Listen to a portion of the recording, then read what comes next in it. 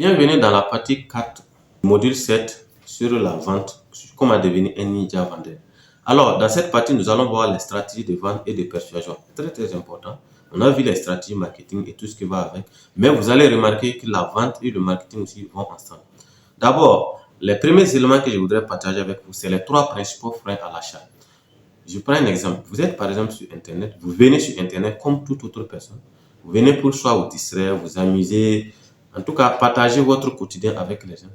Et tout de suite, voilà, quelqu'un s'introduit dans votre intimité. Et donc vous allez voir qu'il va ressortir un certain nombre de choses. Soit ça ne va pas vous intéresser, soit en tout cas vous allez trouver des prétextes pour dire mais qu'est-ce qui se passe là? Voilà, donc ça va créer un certain nombre de choses. Ça peut même créer des frustrations.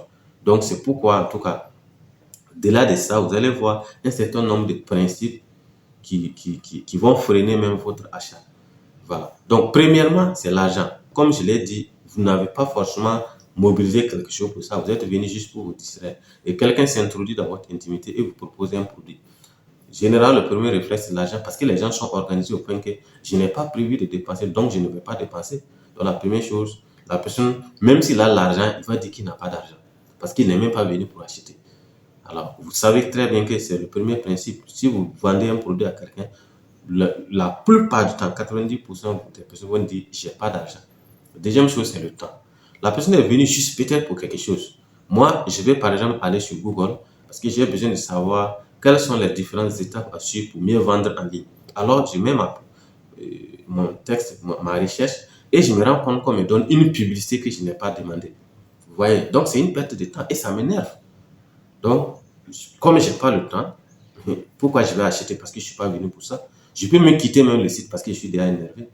Donc, la troisième chose, c'est l'énergie et les efforts. Vous savez, pour pouvoir réussir, pour pouvoir proposer une offre qui tient vraiment, il faut prendre en compte ces 3 éléments. Donc, jouer sur la qualité de prix qui permettra aux gens facilement d'acheter et le temps. Donc, si vous offrez un produit, la troisième chose, c'est l'énergie ou bien l'effort.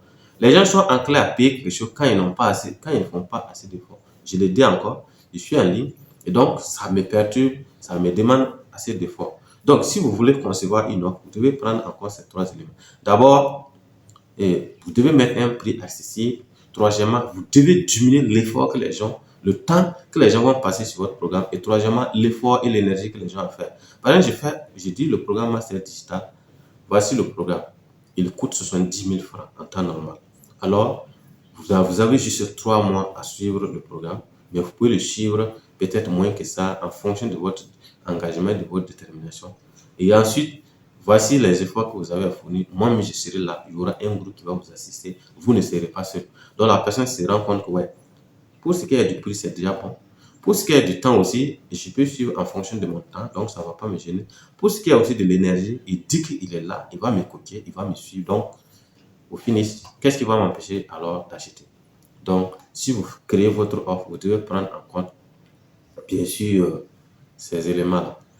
Maintenant, alors, quelles sont les raisons pour lesquelles les gens achètent?